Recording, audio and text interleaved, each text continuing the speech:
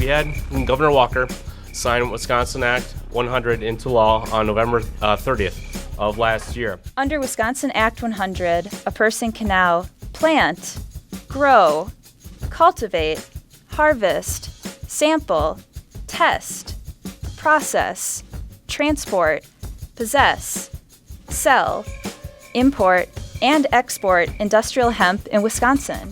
The bill was introduced by Representative Jesse Kramer of Kewaskum and Senator Patrick Teston of Stevens Point. I want to thank you for allowing me to testify on behalf of Senate Bill 119, which would allow the growth, cultivation, and marketing of industrial hemp here in Wisconsin. If Wisconsin is given the ability to grow hemp, we can lessen our dependency on imports of yet another commodity. Wisconsin has a long history with hemp, but here are a few highlights. Hemp was first grown in Wisconsin in 1908.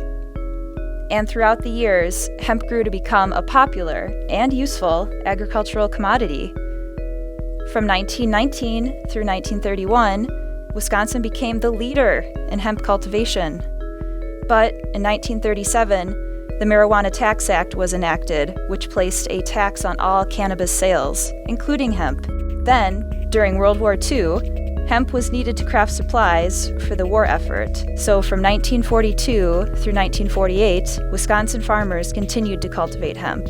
After the war, Wisconsin processed its last commercial hemp crop in 1957. Although industrial hemp was a large part of our agricultural sector, it was labeled a narcotic in 1970 when it became associated with a very different plant that bears a similar resemblance, marijuana. What is hemp exactly? Hemp is a type of plant that shares the same genus as marijuana, but they are not the same.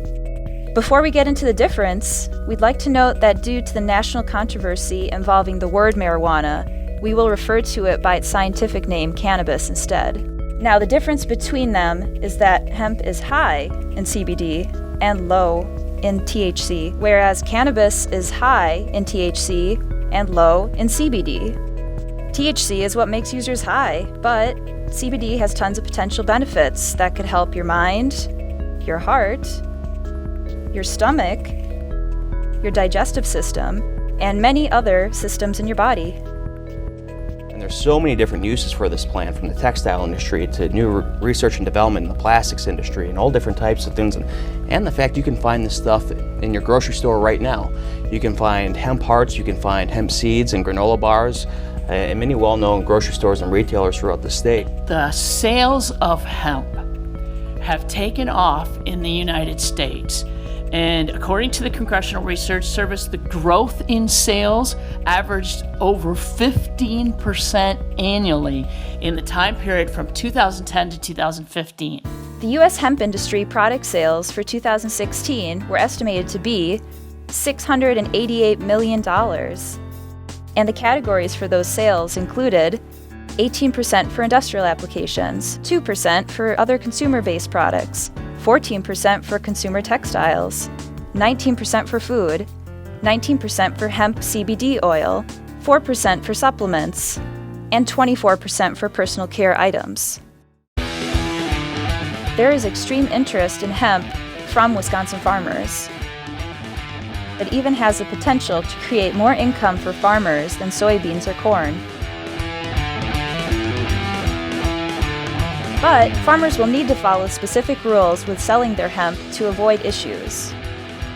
The total applications from farmers totaled 369 for growing and processing hemp, and the total licenses issued has totaled 268 as of May of 2018.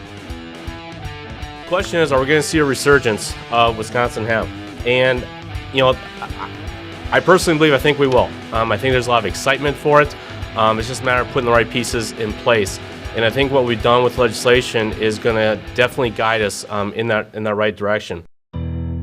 There are some obstacles with Wisconsin Act 100 that may make participation in hemp production difficult, like having a criminal background. I did not like in the legislation that people who have re-entered society were scarred with the scarlet letter F and would not be able to participate in all of the innovative things that could happen with hemp. Or processing CBD oil from hemp. The industrial hemp law does not address the ability of anyone to manufacture CBD oil. We just need to make sure that there are some standards, that we have some idea what's in the CBD oil, because it's expensive to remove all the THC from CBD oil. So some of the fly-by-night manufacturers of it are not doing the process well. Or importing and exporting hemp across state lines. Since it's still classified as a Schedule I narcotic, we do have to, the Department of Justice does still kind of have some say in what goes on. We need to pass federal legislation like 3530. That's federal legislation that would put hemp into the agriculture realm rather than the Schedule I narcotics realm. Even with the potential obstacles, Wisconsin farmers still have hope in hemp, like the Hughes family. Their family farm is now returning to hemp farming after a 70-year hiatus and will grow the hemp for organic food processing. My grandfather grew hemp during the war. World War II? For World War II, yes, that's right, for the purpose of rope, or for the fiber. And so my dad and my uncles and my grandfather were involved in the production of that.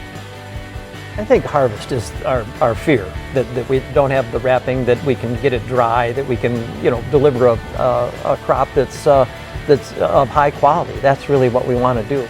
My successor failure out there is going to kind of represent the successor failure of the crop for a lot of people in the county, and I just hope that I do a good job of growing it.